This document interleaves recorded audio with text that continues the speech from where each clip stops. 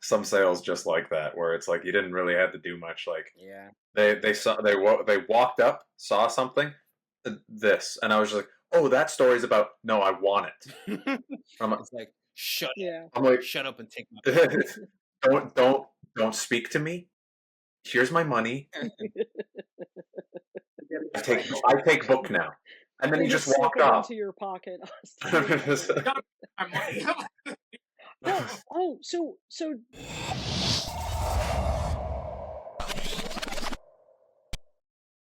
Hola, everyone. We're back. This is the Saturday AM crew here on the Making Manga podcast for Saturday FM. There'll be more podcasts dropping. I am White or Dunze. I have many names: creator, writer, and illustrator of Apple Black, published realized inside the AM. Soon to be on Webtoons, September 6th, actually. More details on that as time goes on. But everybody else, introduce yourself. Let's go. I'm Ray Brown, creator of Bully Eater, co-founder, and glad to be up in here. Yeah, and my name is Jay Odin. I am the creator of Hammer, and I'm also the artist of the Rick and Morty manga that should be coming out, I think, at the beginning of next year. So, yeah. I'm Morgan Walker. I'm the artist and creator of Solby, among many other titles and job stuff that I do with Saturday AM. I'm Austin Harvey Eunice. I'm managing editor, head editor, and story writer for Saturday AM. Yeah, that's everybody. Just shooting the ish. How's everybody doing? Has everybody kind of settled after the chaos of Anime NYC? I know Jay, you weren't there, but everybody else. Yeah, I had the easiest time probably because I didn't have to. It sucks that I didn't get to go, but yeah. You're there in spirit. Oh well, thank you.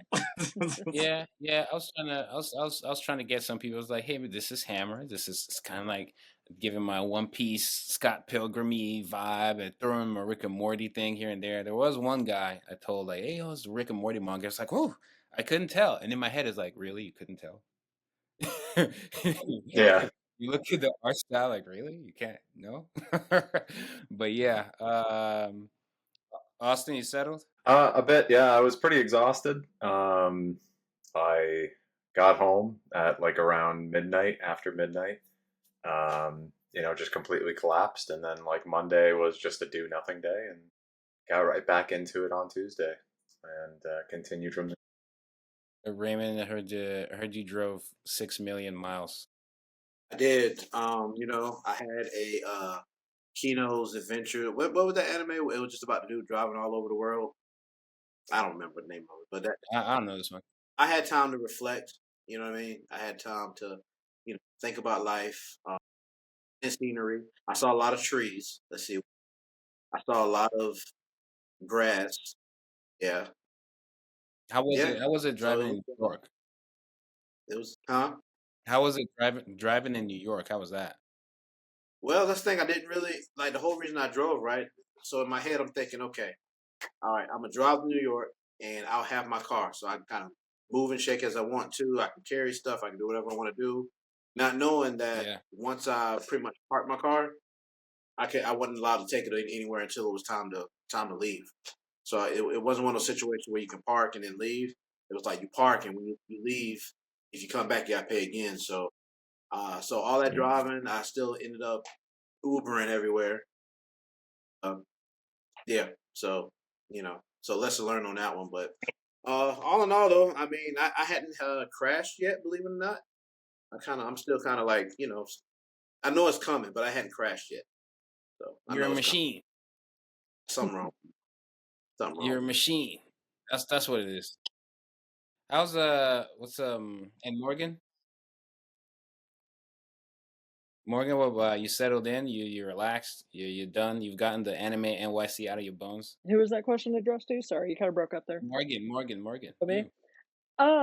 Yeah, I think there was enough excitement, enough energy that it kind of kept me going throughout the show. I don't feel like I've had a crash yet, but I don't know if it's coming through the mic yet. But I lost my voice really bad on Sunday. Austin definitely could tell when we were chatting in the Lyft ride back to the airport because we had similar flight times.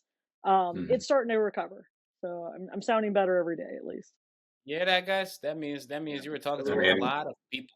That was a lot. How was Sunday? I know Saturday was great. I'm guessing the Saturday was slightly better than Sunday, but like how you guys describe Sunday? So I'll start. So I'll say like Savage. Saturday, like people were like ravenous, man. Like like people just wanted everything. They was like, give it to me, give it to me. I mean, it was like all you gotta basically do is stand there and hold a book in your hand, somebody to buy it from, you know. But like Sunday was a little more like people kind of you could tell they made their rounds already. So people were kind of like, they were coming back and like, these were people we saw Saturday and on Friday and stuff like that. And I felt like Sunday was more just kind of like yeah, I want to buy something. Like people wanted to buy stuff, but it was also like, well, why you here, buy this too, kind of thing. And they're like, yeah, that makes sense. Let's go ahead and do. So we were doing a lot of bundling, and cutting a lot of deals on Sunday. Yeah, once the bundling things came in, right? For those who are not aware, obviously Saturday AM we went to Anime NYC and we had a blast. I personally think the last time I went to Anime NYC was I think either if it's not our best show, it's one of, right? Because there are elements of Saturday Con, but just in general, just the New York Anime NYC has always been great. So going back, I think this beats that one. I think this beats everything we've done, right? Especially Saturday, but even the days before, it was already better. And then when engaging with people who already knew us and new people, it was completely new vibes. People were into what we had to offer. The video game was teased there in some way, not as much as we'll talk about it, but not as much as we would have liked, but it was still teased there. Like we had a lot going on. Our booth was big, and so it was a lot of room to move around. So those first 2 days were great, but once we started to add like the bundle thing on Saturday, I think personally, I think if we did that the first 2 days, we would have made way more money. Yeah, most definitely. Yeah, yeah, yeah. It was We would Well, have we would have we cooked. didn't even have our like prints, right? We didn't even have our prints Thursday. And Yeah, then when that's we true. did get them on Friday, We got some on Friday. Or no, yeah, we yeah, we got did get some all on the ones Friday. that we had. Yeah. yeah. But then we weren't like 100% sure how to set up the table because at the time we wanted to do like the tutorials. And that was like something that we were very like bullish about. But as we got into the day, like it was just so busy that we couldn't even like find the time to do tutorials. And I remember being asked about like how many times, oh, like what's the time slots for the tutorials I want to sign up? And we definitely could have gotten some people for some like manga tutorials. We were just so busy that like we just didn't have time to do it. Yeah, Um, that was actually like one of the most surprising things that I heard, because I was like totally gun ho to like just see a bunch of pictures of you guys just basically teaching a class, and then like Austin was like, "Yeah, dude, we had no time at all." Yeah, I yeah. was like, Yeah, "Man, no. that is." I mean, I guess I that's a good. yeah, I could I I mean, go ahead. I was gonna say, I mean, like, I'm sure we'll get into it more, but I was running like, pun intended, I was running like a chicken with my head cut off, to be honest, like all of the days. Yeah. It was Yeah, I nonstop. think what'd you say, Rim? No, I was saying it was nonstop. It was nonstop. Yeah. Everybody. I don't see how we could have Yeah, I pulled think a tutorial. yeah, I was always kind of skeptical about. I think it can be done, but as you guys know, a lot of there were a lot of technical issues with getting to the show and the last minute stuff that had to happen in order to get to the show. But we still made it work, make miracles happen. I think everybody contributed, even people that didn't make it to the show contributed in great ways to really see it through. And the workshop, we wanted to really give it our all, but in my head, I just couldn't see it. It's not impossible, but just given the situation, we hadn't even like figured out. There's certain elements of it that we hadn't even figured out fully yet, but we definitely did have the booth size to pull it off, right? Except for that, Yeah. there was somebody that was that remember the lady that came in and was like, oh, like she was surprised our booth was that big. She was like, nah, Oh, your booth yeah. is She's like, "Did you guys pay you for need to this? shift in. I was like, what? Is this really the size we gave you?" Like, yes. Yes, they were literally doing steps around. I was like, nah. She's like, where's Frederick? All that jack. But I think, I think, you know, with all the stuff that we have going on, right? By this time next year, let's assume, fingers crossed, we'd be going to like another Anime NYC. If we have, even if it's just it doesn't even have to be a demo, but like some like gameplay footage. A demo would be crazy. Something that people can line up for to play. That would break the floor. To be honest, because there was nothing like that there. Not this year. Not that I saw. So that would just break the floor, and it would bring traffic to us. We wouldn't even need to say a thing. We would just kind of they would be wondering like, oh, that character, da, da, da, and you would just point to the book. You know what I mean? Yeah. So if you had that, all the Webtoon stuff would have, more stuff would be on Webtoon, not just Apple Black by then. And like I said, if there's a demo, and obviously we'd be more prepared, we'd know what we're doing. So we would have really had like all the bundle stuff on lock, and we'll also even have an even better booth, right? Because now we've gone there, we've kind of seen how things work. We've gone there before, obviously. We've gone there. We've gone to many shows, but because of how this was structured, there was still a lot of things we didn't know. This was also the first time we had all our books at a show, and it was cool to. I think we have a stronger understanding of how to sell it. How many to bring, all this stuff.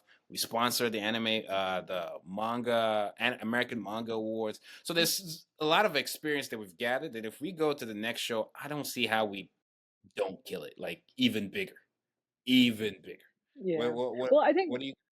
Yeah, go I on. was going to say, I think that's something that most people, if they've never tabled at an event like that, especially at the scale that we have, because we were, from what I understand, in the exhibitor section, not in Artist Alley. Yeah, When you exhibit. have a booth like that, yeah, it was like literally every day we were trying something kind of new and like seeing what failures we had, trying to switch things up or try to course correct a little bit. And I think that's why Saturday was so good, because we had two really strong days, Thursday and Friday. Like even though they weren't as big as Saturday, they were still good.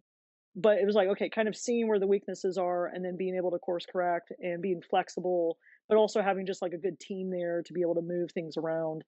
And it's that kind of like opportunities that you find at the convention that you can't really plan for until you get there, until you know what kind of crowd you're working with, you know what kind of traffic you're getting, and like you said, how do you sell your books and how do you talk about them? It takes like a day or two to really get into that kind of groove. And I think we found that rhythm really quickly. Well, not Yeah. only that, but also I feel like Saturday AM, Saturday. I mean, it just seems like I was gonna say. I was gonna say.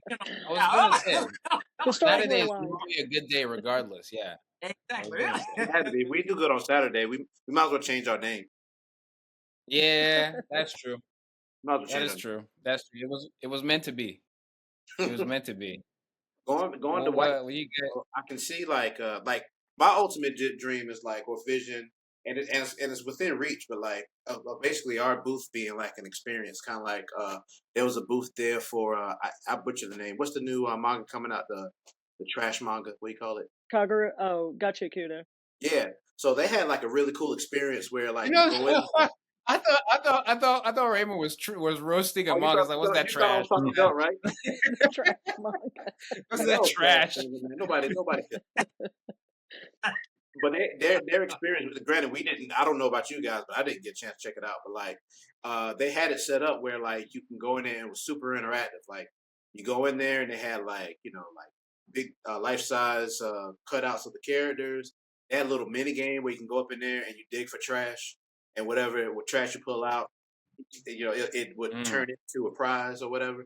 So they had real cool stuff that was interactive. But I could see our table being we basically have it like a Saturday games table and like we'd have like the trading card game there, the fighting game would be there where I could trash everybody. I could be like, look, if y'all could beat me, y'all get a free book, but nobody will beat me though. So we ain't got to work. Wow. That's not a bad idea. Yeah, That's not a bad idea. yeah. Now, The would you be problem. locked into? Would you be locked into playing Zhao only? So we have to beat a Zhao in a fighting game, I'll go or around. can you? Would you be able to select a character? I'll go around the world. Matter of fact, I'd pick random. I pick random and still kill the game. Look, Everybody. man, this everybody's here. We've gone over this in multiple episodes now. Raymond, if I beat you in any game, any fighting game, I don't want to hear it anymore. Like all that like the amount of hype you have placed upon yourself. If you imagine Raymond talks all this, and then we put him as all right, Raymond. You know, if they beat you, they get a free book, right? And then everybody's just getting free books. We're sold out.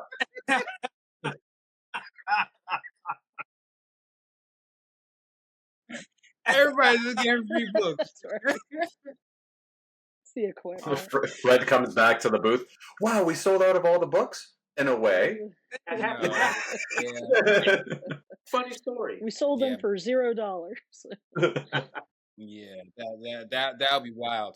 You know, Fred to go back, go leave for a meeting and come back. It's like, oh, we did good. We did, yeah, not exactly. Well, no, Not Raymond exactly. did. That's that's what happened. What do you say? You said, "Oh, Fred is like, oh, you did really good," and I'm like, "No, Raymond did really bad." Kept on losing. Yep. But that would be cool because I remember there was like one of the Naruto games, and I think this was last year's NYC. I want to say it's last year's Anime NYC, and so there was a line that went around because people wanted to play the demo, whether it was a demo or the game just came out, whatever. But it was like this long line where people get to play, and just that having that alone would it'll bring so much interest because a lot of times, right, with you're let's say you're talking to somebody new, you're explaining what the series is. Gosh, how many times I delivered some quick, like each time I had to give a synopsis, it just kept getting shorter and shorter because I was tired. Yeah. Tired. But with the video game, they're the ones with questions. They probably have questions. They'll be like, oh, so this person and that person, where's your book? Oh my God, you're the artist? This. You know what I mean? So I think the video game would be great. The webtoon. We toyed around like, you know, having like a webtoon thing on the back. I actually think we can just have like a separate flag or a giant sticker, something that we can take off if it ever comes to it. But people, that would be a recognizable logo, given that webtoon don't really go to Anime. I don't think they've ever gone to Anime NYC. So if you see something in the exhibitor hall with that will draw people. The video game would draw people, and all kinds of stuff. And then I think we'll have an even better setup next time with, you know. They've really never had a booth at Anime NYC. No webtoons. That's crazy. In fact, Anime Expo. Anime Expo is the first time they did anything in like anime this. They usually go to NYCC or SDCC or the CCs, which is wild to me, right? Because it's like you'd probably kill or do way better at Anime NYC or Anime Expo, but they probably know something we don't. Yeah, I'll say this before we leave the video game. And I was going to ask Austin and Morgan, just kind of like what were some things that surprised them at the show. And I'll start with something that surprised me. A lot of our people are into voice actors, like either voice actors. Yeah. I was like shocked by how many people were excited, you know, about the voice actors and stuff. I mean, that was crazy. I had no idea. I completely missed that. Like, so people were asking about it a lot. Yes. Yeah, there was quite a few people that were like, "Oh, I've wanted to get into this," or they were just even interested in the conversation. I don't know necessarily, because the voice actors that we've already announced for Cast and Sano, they weren't there at the panel, but presumably there was, you know, some slides in the presentation, because I haven't seen what Fred presented that day. But I don't know if there was any new announcements either. So I think people were just kind of interested to see, you know. But yeah, there was definitely interest in people wanting to be interested in voice acting, which I think Jay and we even saw that at Animate Raleigh the last time we were there 2 years ago. We were talking about, it was I think it was for Underground. We had a banner doing voice acting for that comic. Legend app? Yeah, was it called? App. Yeah, Legend, yeah. No, I'm glad you remembered it, because yeah, we had quite a few people come up to that. So I'm not surprised that we had kind of a similar reaction at New York Comic Con. Or sorry, Anime NYC. Yeah. How was the panel? Yeah, I think the part actually. I remember it was. This is kind of a side rail, but I remember when Fred, he was talking about in our internal meeting stuff, and he was saying JR was kind of like a mixture between White and Jay. You know, he's really talented and also very personable. And like in my head, I was like, it's kind of like, what if like White Me did like the fusion ha dance? And like when I saw his hair this time, I was like, "That's the hair I have." Like it was just, I don't know. It was just a really funny, thought. But yeah, like I'm glad that that also worked out really well as well because as far as I understand, the underground sold out, right? Yeah. It did. Yeah, I was gonna get to that. I was gonna ask Austin and Morgan, but first I wanted to ask how was the actual panel? I've not I left. seen. I left. I don't know I who took left. video of it. We didn't have Presumably the wasn't people at there. the event did. Yeah, Fred Yeah. went by himself. I mean, Fred, what? sorry, Rick. Fred went by himself. We were busy. The one thing I did see though, I did see Jesse, the CEO of Sun Studios, the guys that are making a video game. He did a really nice presentation. It was a quick video, but he came on and just just was talking about the project, so it was pretty cool. That was about the only thing I saw as far as the presentation went. And I saw that. Okay. Yeah, because I had to leave Sunday. Yeah. What were you saying, I mean, none of us could really go. I was gonna say, like, just to answer Raymond's question, like, yeah, I mean, to your point, like, yeah, there was a lot of people that was interested in voice acting. Heck, like as soon as that post was made about like voice actors and stuff, I mean, some of you guys may remember Matt Kalu, who worked on the Saturday Wars video. He also works full time as a VO. Hasn't broken into like video games though, but like he messaged me to be like, dude, I want to try for this. Definitely, and he's talented. I mean, you guys, like, what, you've talked to him. Yeah. You wanted to do the voice acting. Oh yeah, absolutely. Oh yes. I mean, like, if A star was I born mean, that weekend. Yep. I mean, have our slot filled for Viper Neo. Just saying. See, what's gonna happen is Austin, he knows what everybody wants. He knows everyone's desires for the voice acting thing. So use it. He'll snatch their money and then cast himself. If I get like put in, like I like apply for Viper Neo and then I get chosen for somebody like Caesar or Sao, I would laugh my ass off. I would. I wondered with that, but I actually heard, and I think Fred clarified because it's actually, I think it's just Viper Neo. It's just Viper. Like the old out there is just. I'm sure maybe you can audition with the studio or whatever, but the vibe I got is that they're looking to continue casting, reputable names for the roles, but right. we're trying to like tick off just a few characters. I think Viper Neo is the main one that we would kind of open up to the public. I like the assumption that Austin is not reputable. As a voice actor? Not as a voice actor. Right. Not as a voice actor. Last weekend he was doing great. Yeah, he was doing great. There's a difference between great and reputable. Yeah. Don't get him mad and then he put me in the Bankai. Please don't. Look, we'll have to talk about it offline because this is a family show. But man, Jay, you could have heard Austin's Viper Neo, brother. It was like immaculate, and it was like it was perfect. It was perfect. It was like the things he said was just like I think I it never stuck, but I remember being like, yeah, man, like don't make Viper Neo come out. That's kind of like. You could do it. You could do a PG Viper Neo. I absolutely could. It was just funny. What was happening? I would love to hear this. Yeah, he was doing the like Comedy Central or Adult Swim version of Viper. So what's the deal with that? Yeah, you know how there's like Saturday Play Date, and imagine like a version of that, but like Family Guy-esque on Adult Swim. Then then we'll recast everybody. Shoot, Austin could just do everybody's voices like Seth MacFarlane.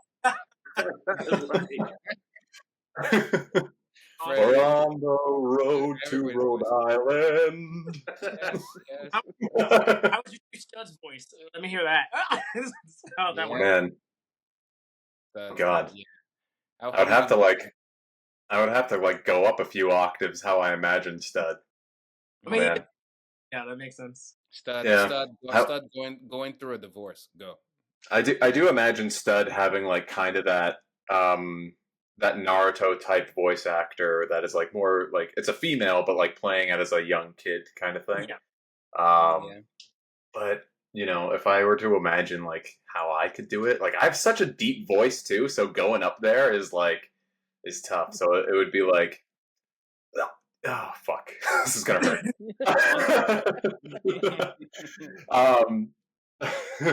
This is gonna hurt me.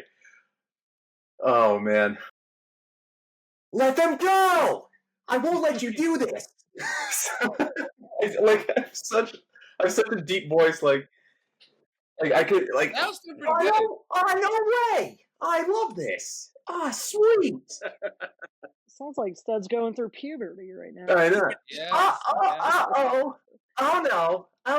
Oh god. He sounds as awkward as he would be. I mean, yeah, he's supposed to be. That makes sense. It makes sense. I like it. It's supposed to be. Yeah, Who nobody would you? like If you were Bobby. like, I thought he sounded like Bobby Hill myself, but there's nobody like. Bobby Hill. That's right. That's right. Oh yeah, that's right. You did say yeah, that. Yeah. You did say that. You did say that. Who do right. you think? Who do you think? Who would you cast, Jay? If you're, out of the actors that we do know, who does he sound the most like? Well, I mean, to be honest with you, I've never really like given it too much thought, only because I feel like there could be a few, but I envision them as either people that like know how to change their voice like for a kid, or it's like an actual, like what Austin was saying, it's like a woman playing a little kid's voice, something in that regard. As long as it sounds, as long as when they say hammer fist, like it sounds awesome. I don't know what it would be, but hammer fist. I'm here for it. Hey man, let's get the anime first. I remember we're like at the table because after the show, we went to grab dinner and all that stuff. So we're asking each other that stuff, and I think even after that, later on, even we were still together, and so we talked about it a little bit, and we were talking about, hey, if it was live action, whereas Lakeith Stanfield, yeah, like to see as Dante. I can see him as Dante. Yeah, I think that's a pretty good Dante. That would be pretty cool. Yeah. I approve. Yeah. Just talking about that. Obviously, the hard part is first. Let's get the anime. You know what I mean? Like, there's still so many hurdles before we get to that point. Now, obviously, with a lot of stuff that we know behind the scenes, there's a lot of good projections for all those kind of things. But one step at a time. It's kind of like when some people ask me, like, hey, what studio do you want to do your anime? I'm just like, I'm not going to imagine a studio does come. I'm like, no, I don't want you. I want somebody else. It's like, beggars can't be choosers. I'll take what I can get. You know what I mean? As long as it looks good in the end.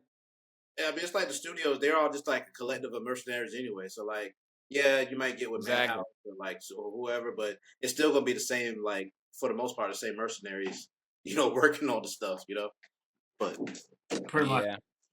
Well, let me ask y'all this. We had some so like on the back end, I went back and watched the videos on Anime NYC just from other people's perspective, and there were a lot of people out there like YouTubers, people I follow, like YouTubers, Instagram. There was a bunch of people out there, and I went back and watched the Corey Kitchen video, and oh my god.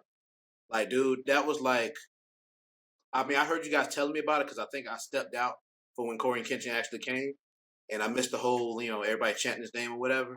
But I went back and watched it on video, and he was out there for all of 5 minutes. But his fan base went crazy for those 5 minutes. It was insane. I do want to add on to that because we were at the booth obviously, and we just hear chanting. Just chanting, like going on, and I'm just like, I knew immediately as soon as like everybody just started doing that. I was like, there he is, there's Corey, and it's funny because like it did die down quickly, and I was just like, I'm surprised that it only like you said 5 minutes, and I was like, really, that's it? Like he must have left to go do his signings in another room, but it's actually. It's funny because after that, how it affected us in a way, and it didn't affect us negatively actually, because there was a good chunk of people that would come to the table holding Monsters We Make books, being like, "Wait a minute, you guys make manga?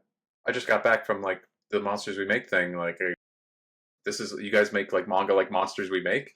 And like in the back of my mind, I'm like, "Oh, we've been around longer, but like, yeah, like, it's like, Yeah. like, but it's I mean, it's something to expect, right? Like, not everybody knows us, and you know, we've been around for 12 years, which is respectable, but still, like, not everybody knows us. Like, to like there was a good chunk of people that came up and was just like, "Oh, you guys are Saturday AM. I've heard of you guys."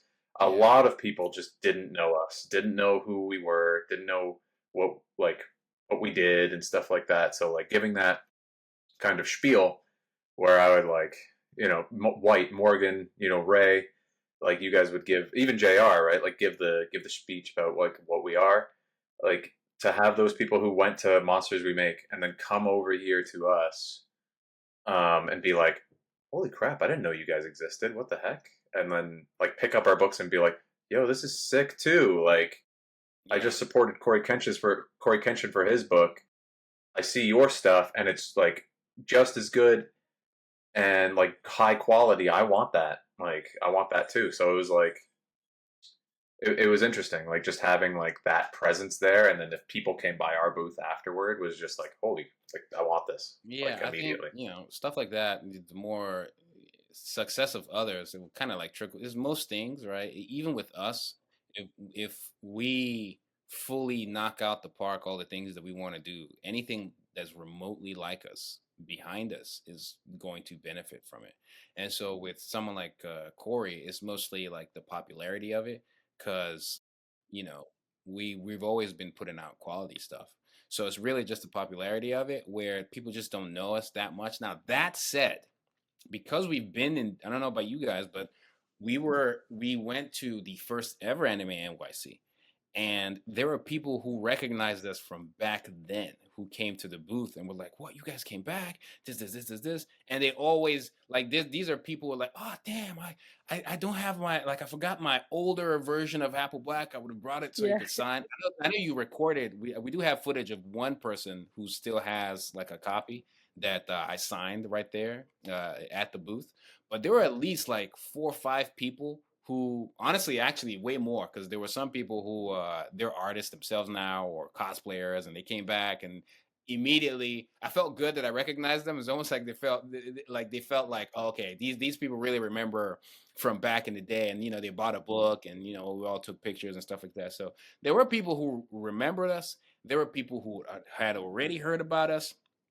I heard there was some shenanigans on Sunday. We can talk about that briefly. I don't know, but for the most part, it was all love, and I think there's certain shows throughout the year that I think we should definitely push for in bigger ways, and we will benefit from it like way better, even better now that we've had this experience. For me, Anime NYC is pretty much, really up there. I did have another question about the books, right? Again, this was the first time that the books in our current form with the distribution and everything was there.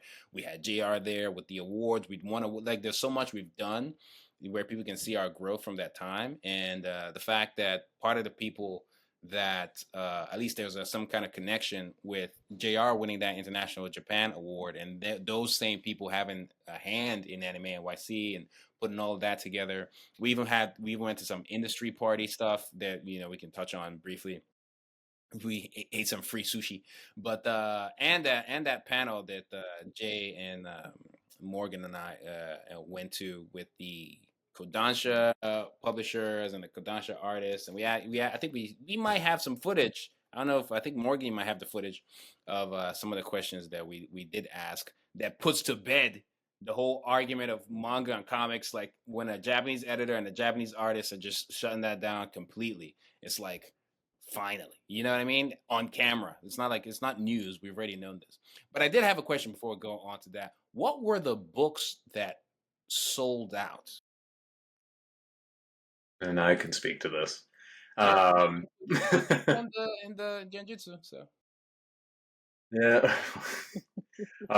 We're just gonna say that and not elaborate on it, and people are gonna be No, like, "What are you no, talking the about?" Jujutsu, the domain expansion and debunk. Like literally, there was like I- two old ladies touching your the hair on your arms. Okay, that's how. Anyways, just what sold out.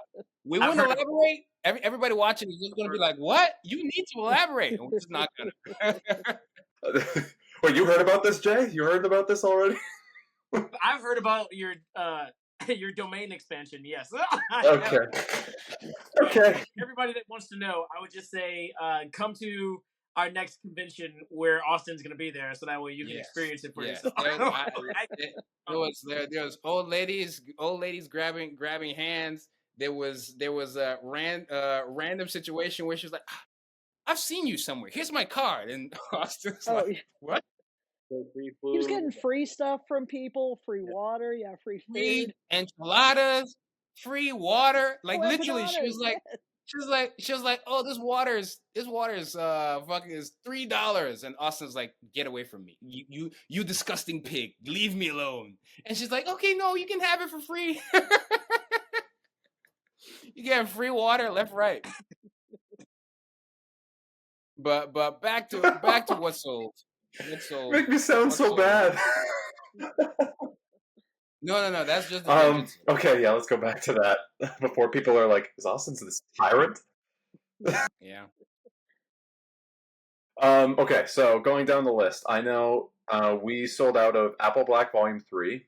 I think we were down to our last 2 copies of Apple Black Volume 2. Keep in mind, we did have like a giant stack of Volume 1s for Clock Striker and Apple Black Volume 1s. I think we were down to 15 Apple Black Volume 1s, which was huge. It was huge, keeping that in mind that it was like our most popular. But sold out Orisha for sure. Right? I think, yeah, Orisha for sure. We were down to our last copy of Soul Beat. That was our It was the display table copy. copy. It was the table copy. Yellow Stringer and M-Log Volume 1 both sold out. Did I say Henshin? Henshin was down to the last 4 copies. I think Fred thought it was sold out, but we were down to the last 4 I thought it was copies. 3. I thought we got down. Maybe to it was 3. Maybe On it the was last 3, and day, I'm yeah. miscounting. And then Gunhild, we had 2 Volume 1s left. We sold out of Titan King and Oblivion Titan King Rouge. Volume 1, Oblivion Rouge Volume 1. I'm trying to go down. Looking at my Raymond, you books. said we sold out of the 2 and 3 for Titan King, didn't we? Yeah.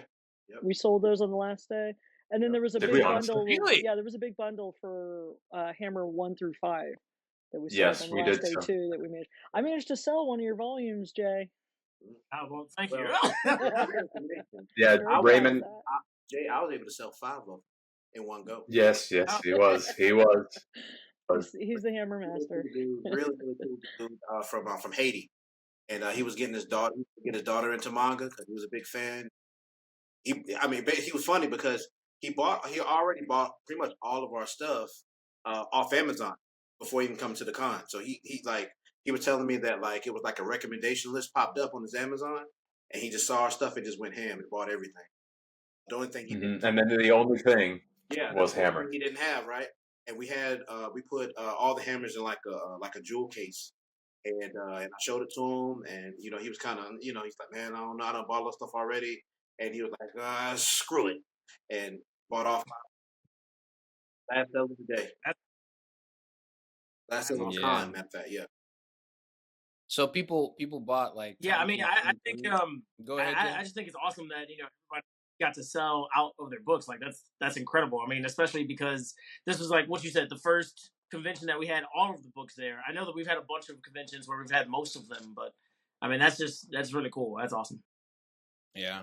I'm surprised that I know Titan King was actually the first thing to sell. I don't know if you remember. Titan King was the first thing to sell, and I think the person bought volume 1 through 3. White? Yeah, he's breaking y'all up hear me? first too. But can you hear me now? Titan King was the first thing to sell. Actually, that guy came back up to me, the one that bought all like Titan King volumes. I don't know. Were you there, White? I think it was Sunday because you were gone. He came back up to me and was just like, "Dude, Volume 1 through 3 of Titan King was amazing. You read everything. And I was like, you finished it already? Well, You read everything. And he's like, I always got to find a moment to bring it back to Making Manga, which is the name of the podcast, or whatever. But like, I walked in on, I guess you guys having a conversation. I think it was you and Fred also. You guys were having a conversation about how you noticed that the volume cover 2 really kind of made the difference. Can you talk about that? Yeah, a lot of people really liked the volume cover for Titan King Volume 2.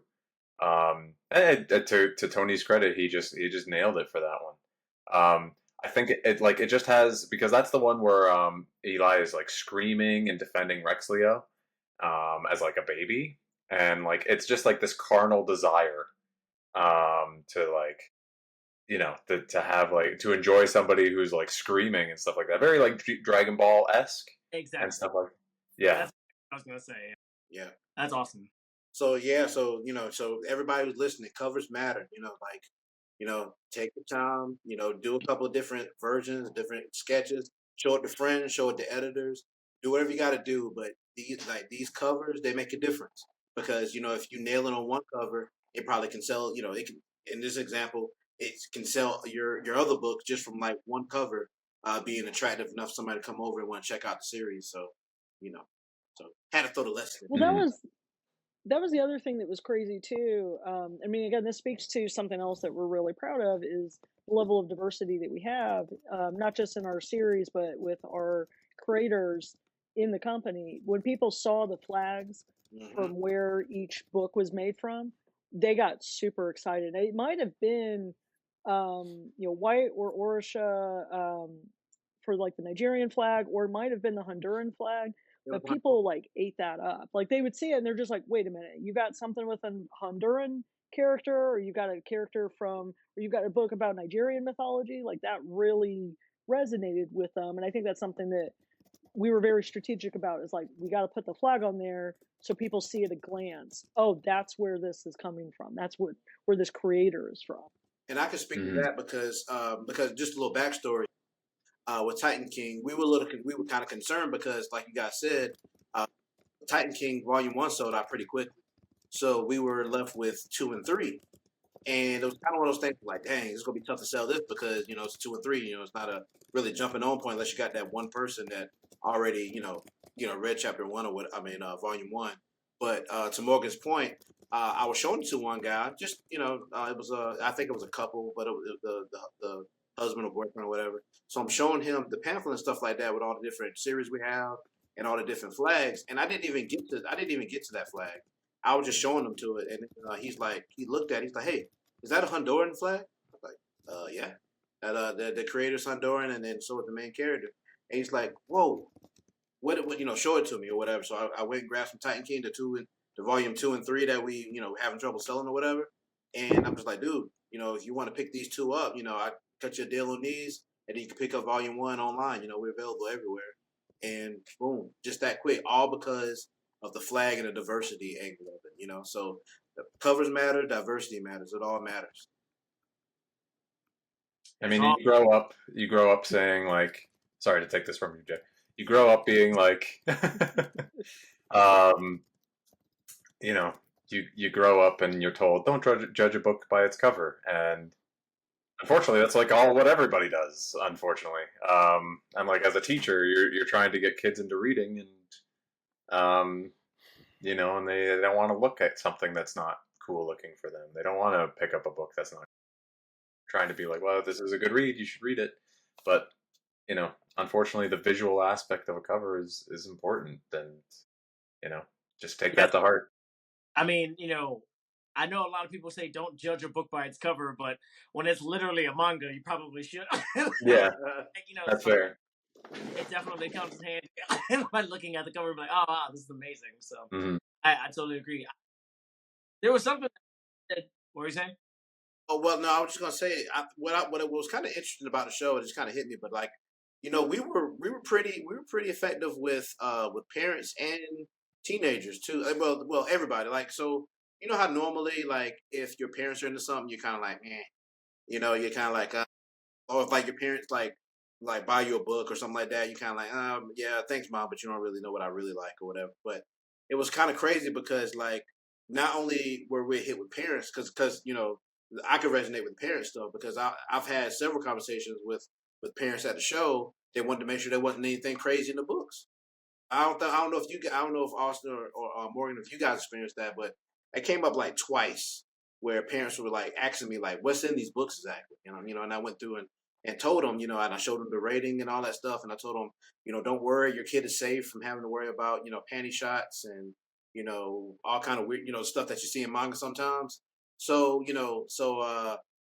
but I guess I bring that up because it blew my mind of how like we were good with parents and also avid manga readers still loved us too. So it wasn't like one of those things like my parents like it, so it's kind of weird, but it was a nice dynamic.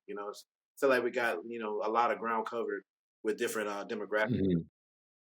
This observation. Yeah, there at in one of our previous cons at the beginning of last year. I remember there was there were several parents that came through. Even at the signing that I had earlier this year at a Barnes and Noble, it was like an entire family, and I was talking to the parents one on one, and the daughter, like they bought all 5 of my books, like we were going back and forth. So I mean, yeah, Saturday AM is a family friendly brand. I think a lot of people are hopefully starting to discover that, and I think it's great for sure. Yeah, I didn't see so much of that at Anime NYC. I think just even talking about it, you could kind of see where parents, when you describe what the series was, that they got that kind of vibe of like, oh, this will be good for my kid, or even good for my friends' kids. I know we had a lot of librarians, which, shout out to the librarian group. I think it's Bella is one of JR's friends. She brought a bunch of her other librarian friends, which, if you guys weren't already aware, librarians are kind of like our unsung heroes, one of our best friends across the country and across the world in general, because they stock our books, they know how to recommend it to people. But it was funny because like I had kind of this weird epiphany, even though we've known about this since the book, with the trade dress, that there's like a little bar on the spine that shows the color of what magazine it came from, whether it was PM, Saturday AM, or Brunch. And so it was fun talking to the librarians and saying, oh, this is a series that it falls within this type of category. It's shonen, seinen, or shoujo josei. But also here's books that I've seen in my library, my local one, that was rated as middle grade versus high school versus what was in the adult section. So that was like the only time that I had that conversation with them. But I could see that it resonated with them because that's what librarians want to know. They want to know where to put these books. The same way that a parent would want to know, like, hey, is this going to be appropriate for my kid? So I feel like in addition to the rating that we have on the back of the book, there's a lot of ways for us to promote our book for what section it really belongs in, as well as the genre.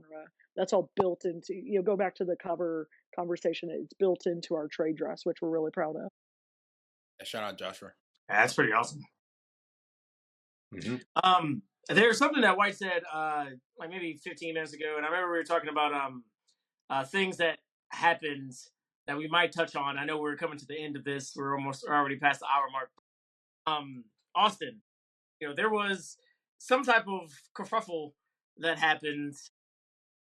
Somebody came up to you and said something like about our booth or something like that. Like I heard this, but I'm not sure like what the actual thing was. I didn't know if you want to speak upon it or not. Do you remember this? I don't think it wasn't that person per se. I know which person you're talking about. I think the one that you're kind of talking about is. Yeah, you're good. I can hear Austin. Okay, so just good. I'll pretend Yeah, we like can this out. Okay, fantastic. Hopefully the recording's picking me up. Yeah, so there was one that was more like isolated between like Morgan and Fred. That we had was a more couple like different interactions that were. It was all on Sunday. It sounded like. The yeah. very last day, which thankfully, by then we were already hitting our stride, so it wasn't like a big deal. But no. Yeah, I think there was like a miscommunication on my part where there was somebody that came by and was just like, "Oh, hey, how's it going? Like, I'm just trying to think about trading my booth to go over to like this side next year."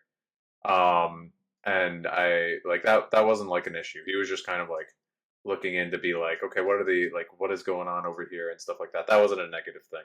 Okay. Yeah, so like I think Fred kind of misunderstood what I was saying when I was like, oh, it's because he probably, when I explained it, he probably was like, wait, he wants to trade booths now on Sunday?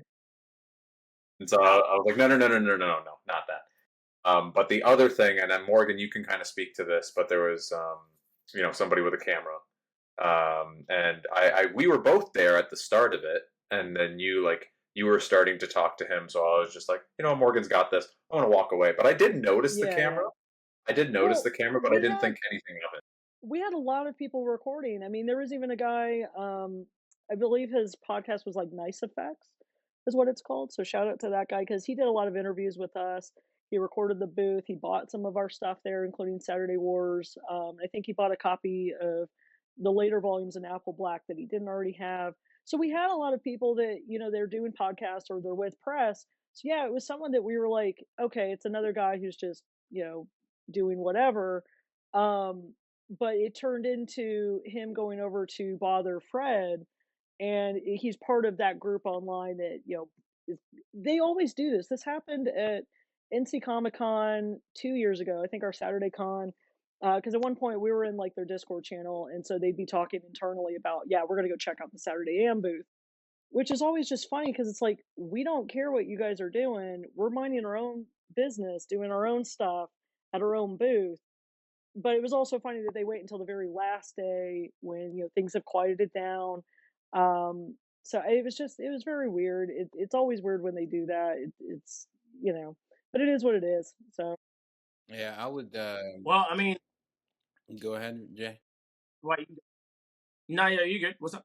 No, I was gonna say I would shoot. I pull out my phone and record them. I think that's what Fred wanted to do at first, but again, we had like so many customers at the booth. That guy was waiting there for a long time. Like that's funny in hindsight is that he was like sitting there for 15, 20 minutes just waiting for Fred to stop talking to other people because we just were slammed. Like we had so much attention, so much business going on that it's like again, we have better things to be worrying about. Yeah, So bigger and better. I don't know if Raymond is rejoined us. It's like you're the main character in other people's stories. It's kind of sad, but I think Yeah. obviously based off of this, I still even with that nonsense, I still feel like this is still our best show. Mm-hmm. Oh, easy. Is Yeah. like, No, it's if anything, it's a very small footnote in what was otherwise like one of the best weekends we've ever had. yeah.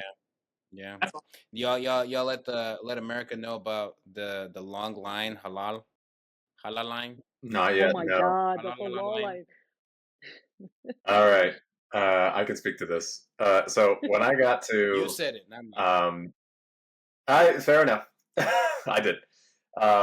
So on Wednesday, I flew in on Wednesday because A, we got the room on Wednesday, and B, it was actually cheaper for me to go. But the Thursday was when the show started.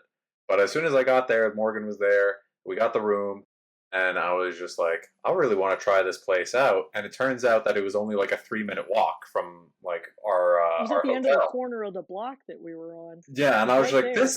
this is perfect. I wanted this. And you guys like you in the States, if you guys are from New York or you guys have seen the videos, you probably have heard of Adele's Halal Cart, and it's famously long lines that it gets because, like, I mean, the food must be good, but also, like, New York people just line up for anything sometimes. And we joked about that. Luckily, Morgan and I, it opens at 6 and ends at 4 a.m. Morgan and I literally got there at like maybe like 6:02, and it was still Yeah, like very a much. 30-minute line. And don't get me wrong, I'm like lining up is not my favorite thing in the world, but I'm a sucker for good halal food, and I do not like if somebody's watching this, I hope that line does not get any bigger because goddamn, like it's so huge. But like the food was delicious. This was like the first time that Morgan got like a halal Like plate. real halal food, Yeah. or at least halal cart food.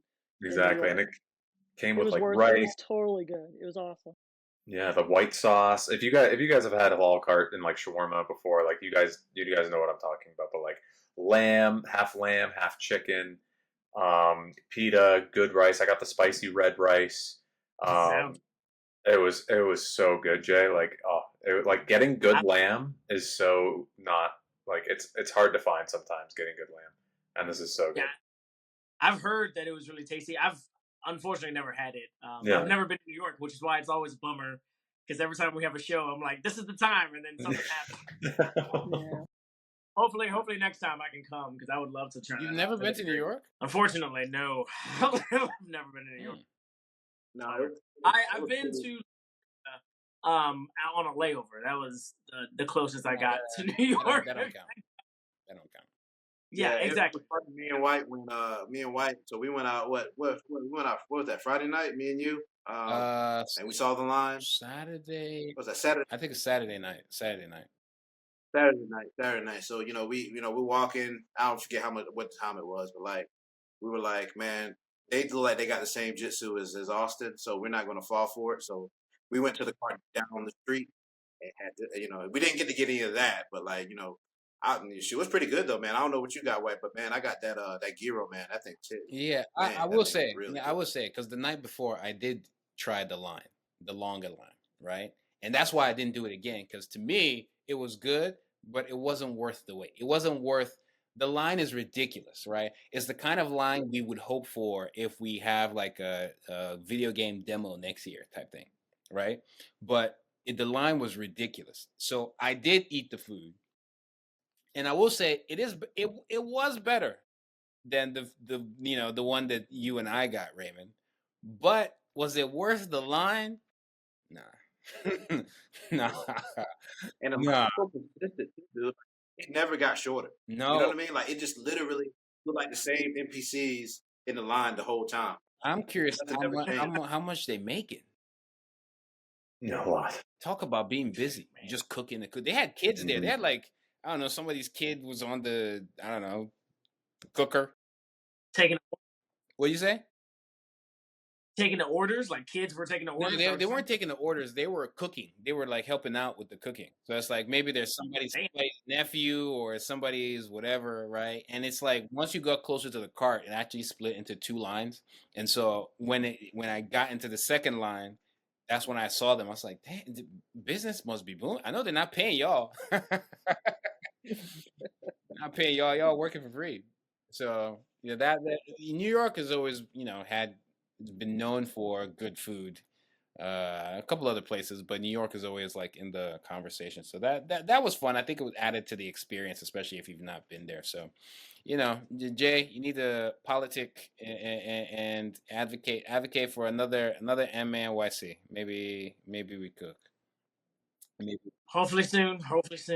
That'd be great. Anybody want to? Because I remember there were like some people that came to the booth, like they just every day they came to the booth. And I don't even know, like they bought something, just hanging around. I don't know what it is, but like they were. And if you're watching this, whoever, I really appreciate the support because they were very supportive of everything we stood for and everything we were doing. I think I always thought the Anime NYC show before this was our best show, even though we didn't have much. We sold way more prints then, but I feel like that was the main thing then, right? We sold books too, obviously, but it was part of the bundle. But like what I've learned now is we sold way more books now, and the prints are kind of like an add-on. Prints are kind of like a sweeten the deal type thing or sweeten the bundle stuff.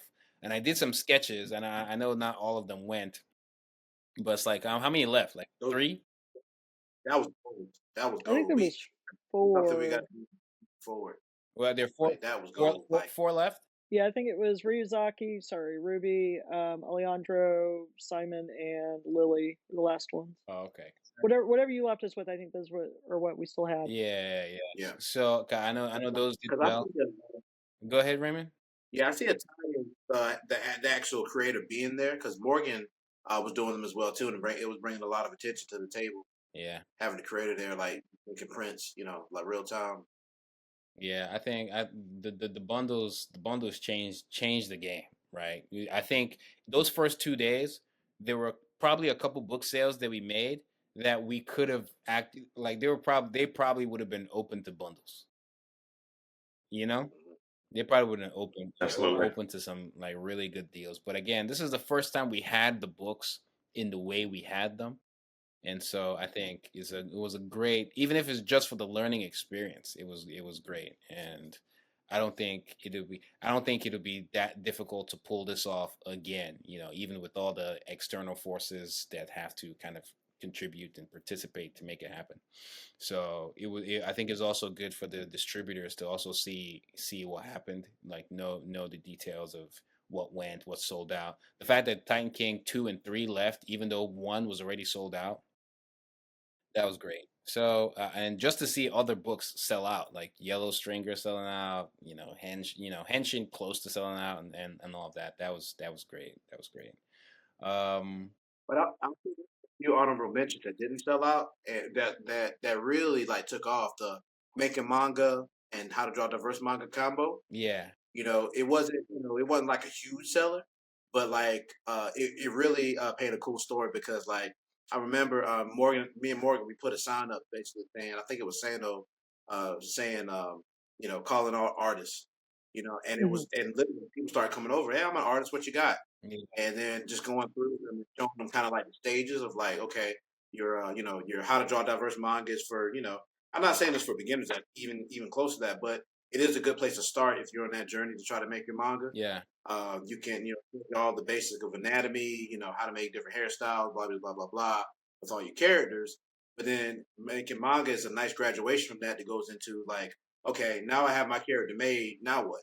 And it goes into how to lay out your panels, how to, get published, all these different things that would be the next evolution of that. And then kind of like the last piece of it was the annual, because I was showing people how like, okay, kind of once you get through all that, here's people that actually went through that pipeline with us, and now they're in this book. And I would show them annual 2024 and 2023, and they got to see all the new talent. And as soon as I kind of went through that whole little, journey or whatever, I mean, they were selling like crazy. They were selling. They were actually moving. And we sold out of them. All together, both annuals. Sold out of both annuals. And we did some damage to our making manga and how to draw diverse manga pile for sure. Yeah, that's cool. Even the coloring book got love. Yeah, the coloring book. Yeah, the coloring book was. I mean, it was such an easy. It was so easy because like people, like I said, we had a ton of parents come out there. I think I was the perfect one to work that table just because as soon as I saw the kid, like I can tell, like if the parents come up and I'm like, who's the artist around here, and they say, I love that little girl with a little tutu on or dressed up like a Sailor Moon. And, I'll tell them about the coloring book. Look, you can do this, do that. And I sold the coloring book, too, to a couple of adults, too, because of that section we have in the back where they can sketch you guys' artwork, which is really unique. So, like, we have, like, I set up with the blue line. So, like, you can sketch Miss Clock, Hammer. There's a really big, fancy Apple Black page in there that you can ink, So, it's a lot of stuff to do with the color book is really cool. It's really cool. I can imagine. Yeah, I was gonna say. Go ahead, Morgan. Oh, I was just gonna say, I'll never forget. We had one guy come up with his friend. The friend was an artist, and then the guy who came up, I think he was a writer. And I don't know if it was you, Austin, or Raymond, who was standing right behind. I think it was you, Austin, because I immediately handed you the payment for it. But like in the middle of my spiel, talking about who we were, he's like, not to interrupt, and he like threw the book down and threw down $10. It was like, I'm getting this coloring book. Yeah. And so luckily Austin was right there. I could just hand it off to him, and then we kept going with the conversation. But it was like he was like immediately wanting to get that book. It was I remember like that. He was like, "Give me that." He was jonesing for it. It was awesome. Yeah. There were some people. There were some people I gave like you're giving the spiel to for like, oh, this is what this book does. This is what this book. And I was about to go through all the books. Honestly, I was losing my voice. But I was about to go through all the books as soon as I got to Massively Multiplayer World of Ghosts, and I was like, okay, so this one's like Pokemon. He got sold. I was like, really? I was like, that's it? I was like, yeah, I'm sold. Where do I get it? That's that's all you need. There were certainly some sales just like that where it's like you didn't really have to do much. Like they walked up, saw something, this, and I was just like, oh, that story's about. No, I want it. It's like shut. Yeah. I'm like, shut up and take my. don't speak to me. Here's my money. I take book now. And then he just walked off. Into your pocket. Well, so two things about that. One was I saw a lot of that happen to Henshin. People would just walk up, see Henshin on the table, and they were immediately drawn to it. And it was like, yeah, I want to Yeah. get this one. The other one in white, you'll remember this. There was a woman, I think her name was Hunter, because it stood out to me. She Yeah, literally yeah, just saw yeah, yeah, the yeah. the cover of Volume 2 of Apple Black. Didn't have Volume 1, but was like, I want to get Volume 2. And I don't remember why it came up. Like, hey, did you want to get the first volume or something? Like, she's like, no, I just like the cover of Volume 2. Yeah, that was they were Just love the artwork for they it. were walking by. I think it was her and I want to say her mom, and they saw me drawing, and she saw the cover. It's like, oh my gosh, it's pretty. Da, da, da, da, da, da. And then eventually, I can't even remember how it happened, but eventually she was like, ready to get it because I think I pointed her. I gave the spew, and then I pointed her to the other table to see more of the books. And then somebody told me, "Oh, she's getting it. She's getting Volume 2." I was like, "Oh, Volume 2." And then I saw who was getting Volume 2. I was like, "Her." Is it? Do you want Volume 1? She's like, "Nope." Yeah, I think there was some confusion because like I was like, hey, can you sign this? And then I don't know if she got it signed or not. But it was like you and me. It was just like, wait, what's the story here? What's going on? We were both just like, why are we doing Volume 2 right now? She just liked that. The cover has this very warm, sunny vibe, and she just really liked that cover. And it's just like, hey, if you just want it for decoration, that's fine. That's fine. We're trying to move these books. We're not trying to think about convention. Sometimes you don't want to kind of get rid of stuff, so you don't want to carry too much. How was that? So I'm assuming we didn't have that much to take back. I think we had like 9 items on the pallet when we were done. And I don't know where we started, but it was like relatively small boxes. It wasn't like we had these huge like table size boxes. It was like we had really consolidated down to just the essentials on it wasn't like it wasn't even like books that were in the boxes. It was like all the table stuff Yeah, that we had and obviously the big banner. yeah. So How yeah, many there was did went through? Like, how many prints did we sell? Like, were there a lot that we came out I with, don't and know. then That's the like thing were they about just Oscar can speak to it better than I can, but like I would venture to say that like as far as selling just like raw prints just by themselves, we might have sold 10 or less. Oh, Like we didn't sell a lot of prints by themselves. They were really using By themselves, definitely 10 or less. With the books, I mean, tons. probably like 100 to 200. Yeah, Honestly, like I couldn't count. I was more keeping count of the yeah. books. Prince is if it's not like popular anime fan art, then it's not the same. It's not the same. Touchdown, yeah. I did see some love for Gunbone and for Fanboy, even though we didn't have stories for them. But they were like, "What's that about?" And I was just like, I don't and then know. that's cool. Brazilian artist for one, and then Yeah. Frank Simmons for the other. Yeah, I heard something about Fanboy about powers from reading comic books or something like that. But that's as far as Yeah. that's as far as I know. And then I'm looking forward to it.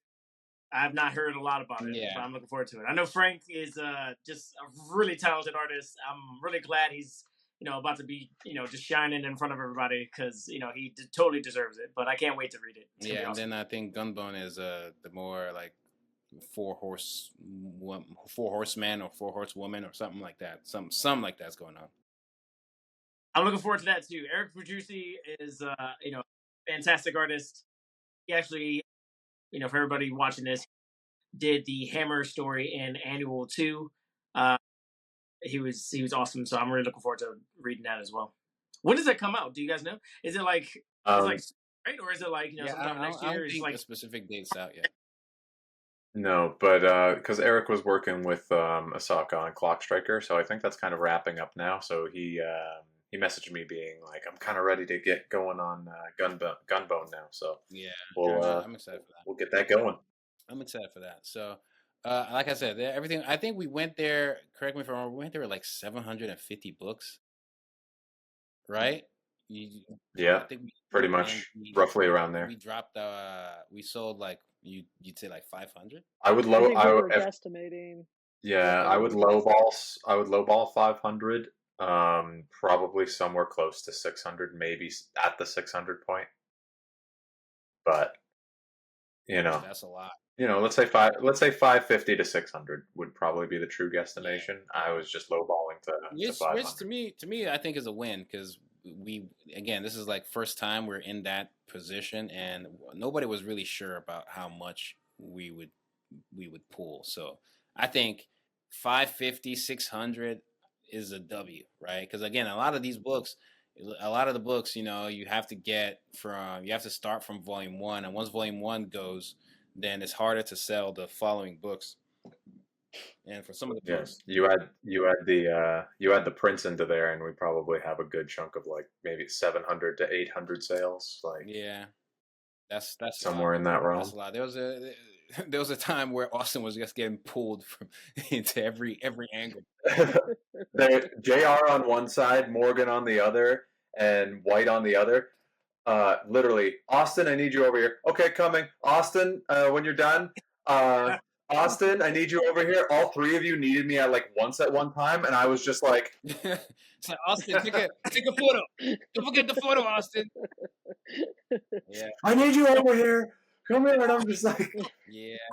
There was gonna be one moment where I was just like, if you guys don't stop calling my name. But yeah, I think, like I said, I think it was a great show. And then we had the industry parties, and I don't know how many of y'all got the what is Young Jump magazine US thing. I didn't get that. I want that. It was free. It was on the table. They apparently had them at the booth, but they also had them at the industry table. If you got them at the booth, I think you had to pay for them. Really?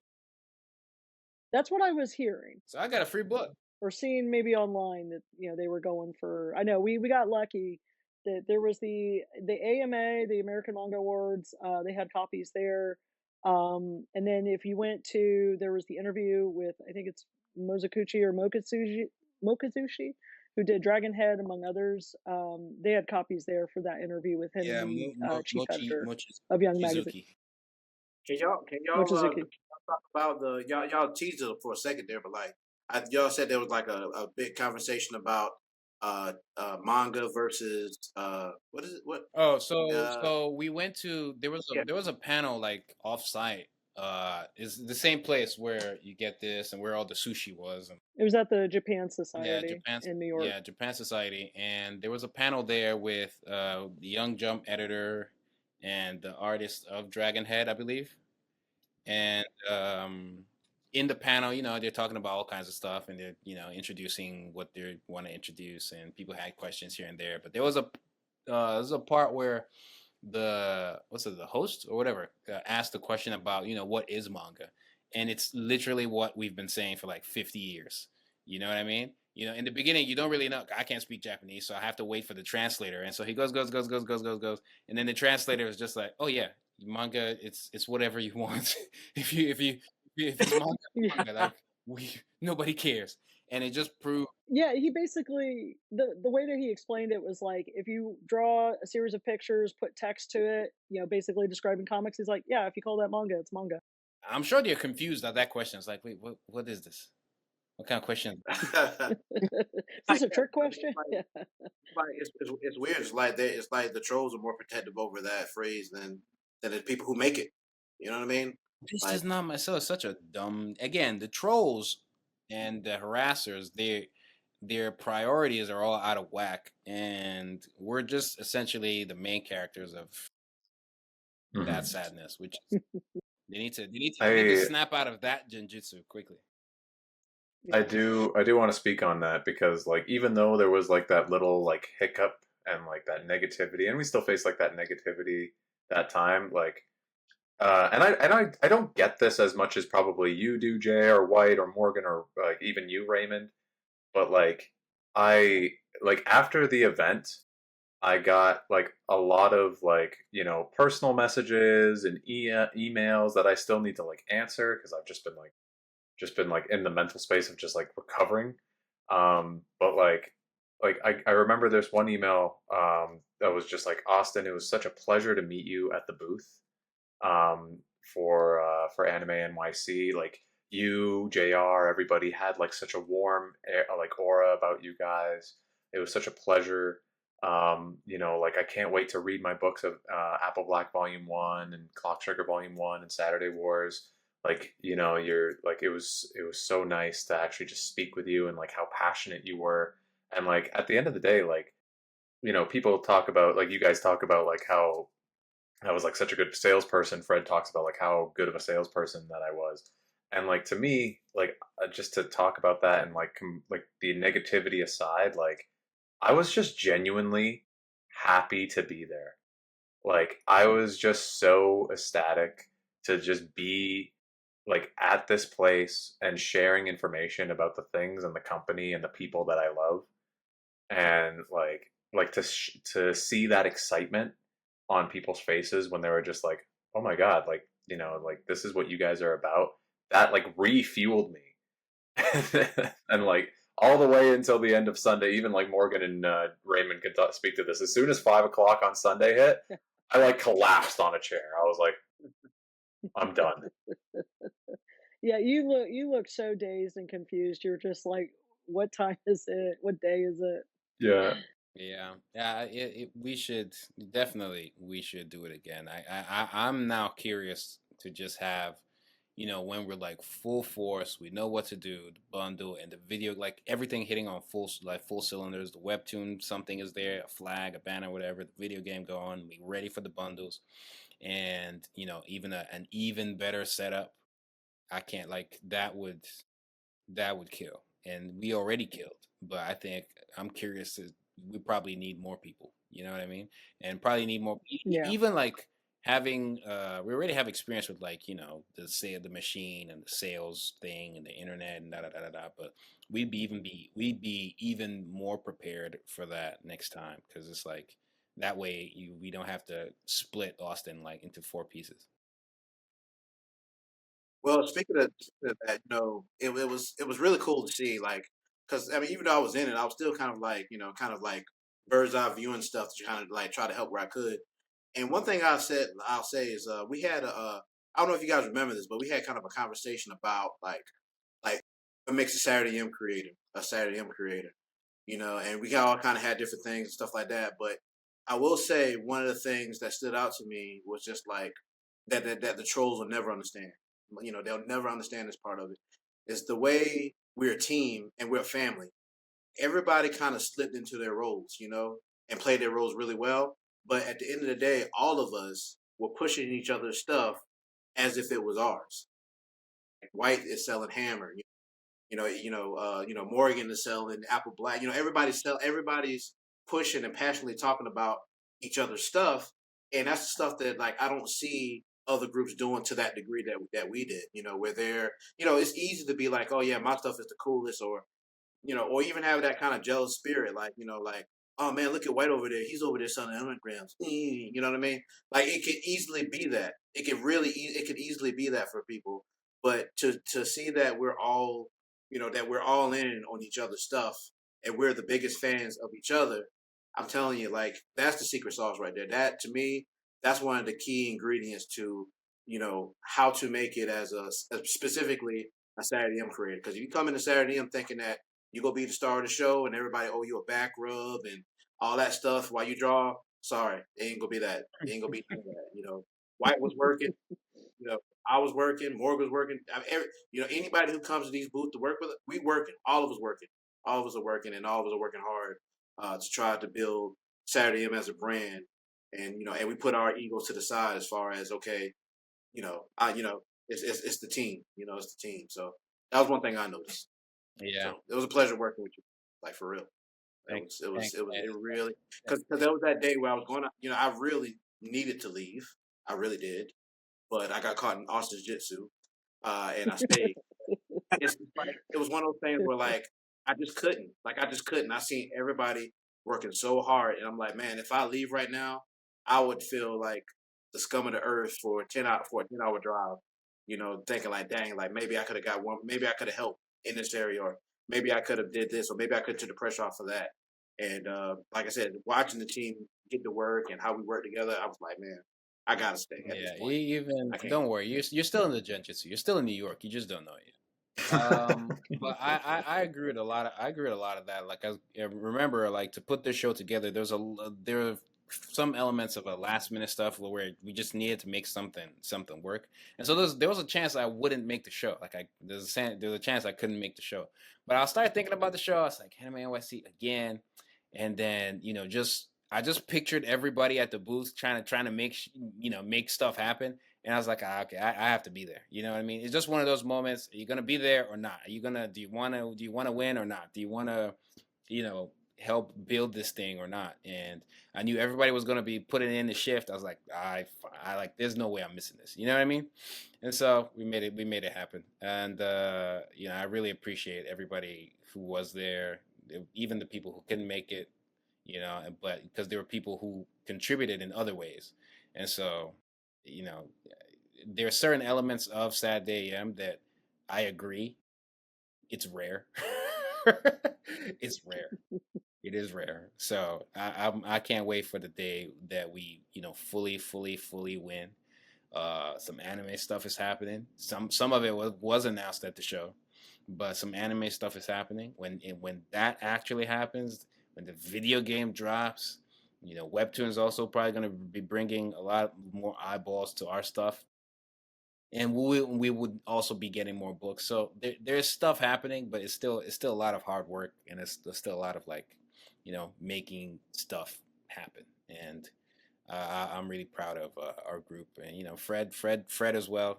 All of it. So shout out to. Yeah, it's a steady climb. It's one step at a time. It's not this elevator that you can just take right to the top. We have to climb one step at a time. But there's, each of us kind of standing hand in hand or arm linked next to each other, kind of carrying each other up that mountain. And I, agree kind of with the sentiment that if any one of us wasn't there, like White, you said you almost didn't make it. I can't imagine us being as successful as we were without you, without Austin, without Jared. Like literally everybody that was there, if one of us wasn't there, that's like one link in the chain. It would have been just less successful. It would have still been, a big success, but it was like each one of us, and I'll throw myself in there a little bit, but it's like each one of us elevated it to kind of the next level, and it was as cohesive as it was with the team that we had. Yeah, you're definitely there.